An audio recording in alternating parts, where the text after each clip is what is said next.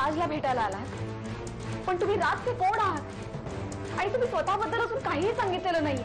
हेरंब उपासनी, राजच्या गावातला पोस्टमन. राजकडे तुमचं असं काय महत्वाचं काम आहे? साक्षी, तू उगाच चौकशा करून विषय काय वाढवतेस? आपण कुणीही राजला ओळखत नाही आणि त्याच्याबद्दल आपल्याला काहीही माहिती नाहीये. असं जग बोललं तरी तू असं बोलणार नाहीयेस साक्षी, माझी खात्री आहे.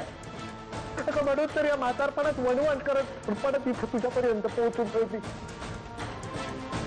हे पुरी, ऐक, माझ्या म्हाताऱ्यावर दया कर. मला सांग तुझा राज आणि माझा विवेक बिडकर कुठाय तो?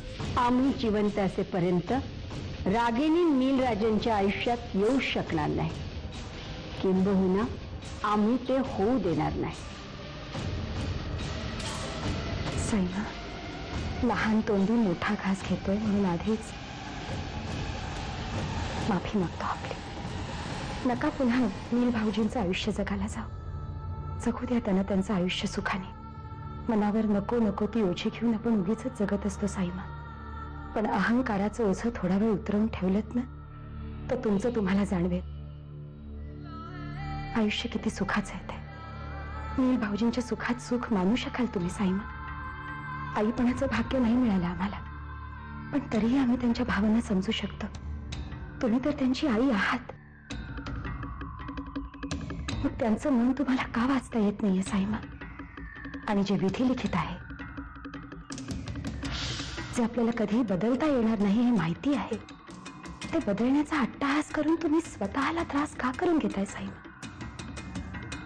येतो आम्ही.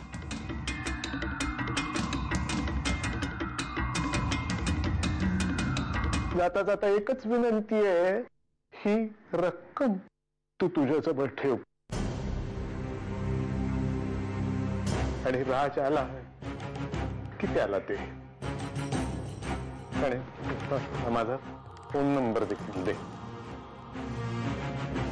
त्याला म्हणावं, तुझा हा हेरंब काका तुझा आवाज ऐकण्यासाठीच फक्त जगतोय रे. आवर्जून एक तरी फोन कर म्हणा. एक मिनिट साक्षी,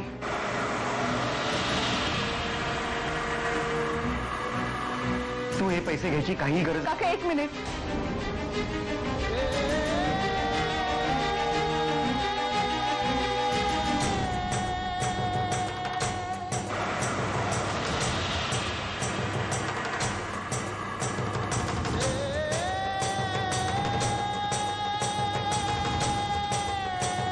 असं काय पाहतोस माझ्याकडे?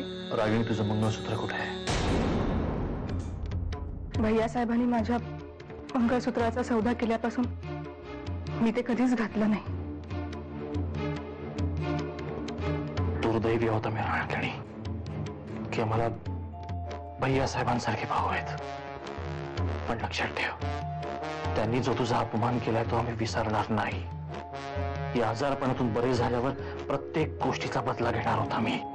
तुझ्या तोंडी ही बदलाची भाषा नाही शोभत नील. जे घडायचं होतं ते घडून गेलं.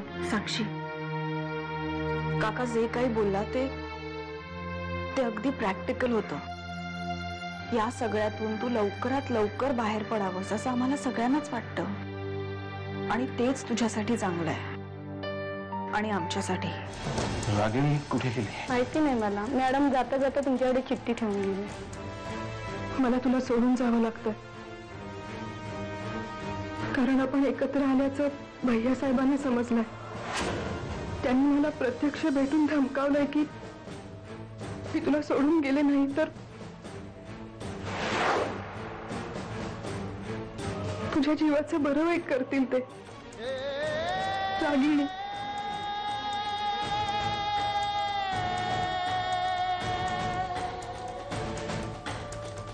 रागिणी, रागिणी.